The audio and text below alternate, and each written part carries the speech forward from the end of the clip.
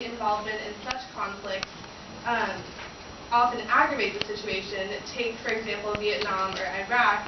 It can have other negative effects, such as a rise in anti-American sentiment, loss of credibility, and most of all, loss of American lives. This type of intervention is not ideal, even when it is enacted under the label of protecting global security. An ideal which, however noble, is not something the U.S. can or should take on unilaterally. Our country has interests of its own, and most of the time cannot credibly claim to be acting under a purely altruistic basis when militarily intervening in the affairs of other nations. Which is not to say that the U.S. should never become involved in, say, humanitarian crises abroad, although it should strive to do so non-militarily as well as multilaterally, through international organizations such as NATO or the UN. When we needlessly and unilaterally become involved in international conflicts, expending great resources into an effort that a lot of the time has caused more bad than good, not only do we diminish the sovereignty of other nations, but also the credibility of the aforementioned international organizations. And if the U.S. is to become involved in the affairs of other nations, it should not be because we have some inherent special right or even an interest to police the world, but rather because, as a superpower, we have the resources that other countries maybe do not, that we can put forth into enacting good in the world. Thank you, Democrats. Libertarians? All right.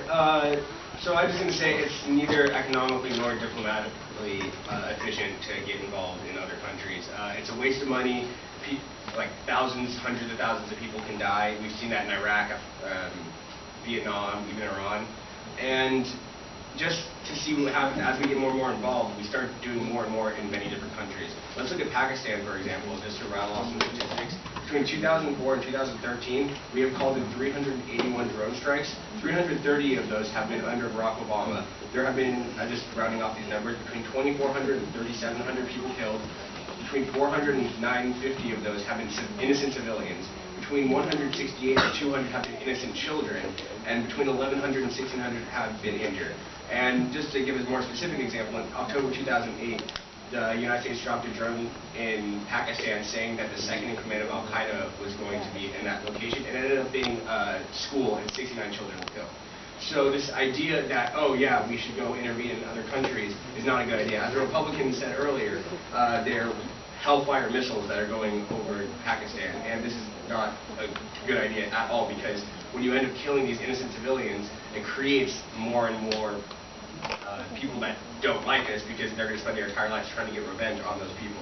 And I just want to do a quick differentiation between interventionism and isolationism. Interventionism is when we get involved only when it's extremely necessary. However, isolationism is when we never get involved, and we are not interventionists, not isolationists. Thank you, Libertarians. Republicans? Okay, so first of all, I'd like to point out that my friends on the Libertarian side pointed out that 400 to 950 civilians have been killed in overseas drone strikes or whatever. To even say that either one of us, Democrats or Republicans, are okay with that is almost insulting to us. So thank you for that, and I do expect an apology after this. So to get to the issue, the question clearly outlines two major extremes of the United States. First of all, the U.S. as a police power enforcer of democracy in other countries, or the U.S. as completely isolationists.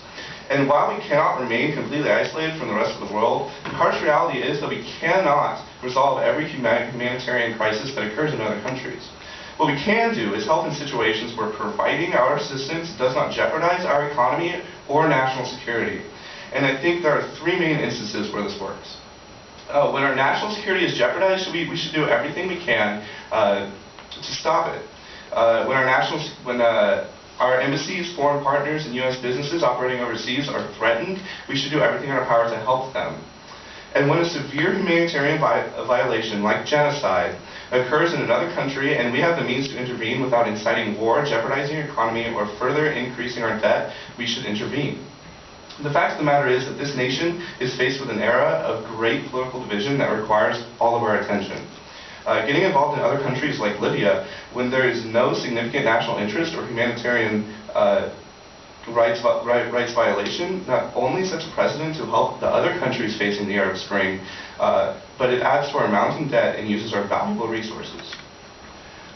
Additionally, I think the U.S. as a world power should actively participate in global trade and find new ways to foster relationships that break down trade barriers so we can all participate in a global society.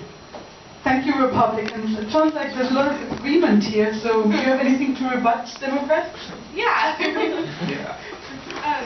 I would first like to say that I think that whether our intervention is economically efficient isn't really the question, especially in humanitarian crises. The U.S. is the world's biggest superpower, therefore I think that we have a responsibility when these sort of crises occur to use our resources and influence to help stop them. I think it's one of the biggest shames of the international community to have not become more involved in, say, Rwanda or Sudan when there were crises there. Of course, it would have been ideal for there to have been a multilateral intervention there, but I think that even the U.S. would have been justified in intervening for humanitarian goals. Like my Republican counterpart said, we cannot solve every humanitarian crisis. However, I think that it's worth the economic cost for us to try. Okay, thank you, Democrats. Libertarian? Yeah, I don't think that humanitarian, not militarily based, is a waste of money just because it ends up getting money from poor people in this country to give in to rich people in poor countries, and that's not going to help the problem at all. And I'm glad that the Republicans brought up that we had a moral obligation when there's a large amount of genocide happening, such as what happened in Iraq. But if that is the case, maybe they should be consistent and let's go into Africa where there's a large amount of genocide. The reason why they're not in favor of that is because there's no money to be made in Africa because all the oil is in the Middle East. So I'd like to see them address that. And I agree that when our national security is jeopardized, we should go in, but that did not happen in Vietnam, that did not happen in Iraq, and that did not happen in Iran. So all these situations are not cohesive in what they're saying. Also, our intervention ends up having blowback, which means that when we try to help, we end up getting hurt, like what happened in Afghanistan in 1979 when it done. Thank you, Libertarians. I'm sorry the Republicans didn't get their apology. No issue. We're sorry. Republicans, you have 1 minute. Okay, so I just have a few things to say. First of all, the Democrats brought up that we should help in every humanitarian crisis that occurs around the world, whether or not it jeopardizes our economic interests or our economic stance as a country. But I think it's very true that any economic costs that we bear, if they are large enough, if we do too much and don't focus enough on domestic issues, then we will have humanitarian issues here at home, and we definitely do not want that to happen. It's a harsh reality that the U.S. government is more focused on the American people than it is on citizens of other countries or citizens in other continents like Africa. And it's unfortunate that we have not been able to help in these countries, but it's also important to look at the parallel between us and the administrations that have been in power during these genocides. We don't speak for them. We don't have the same opinion as them. We would very much like no genocide to exist anywhere in the world, but the harsh reality is that is not always possible. Thank you, Republicans. We're moving on.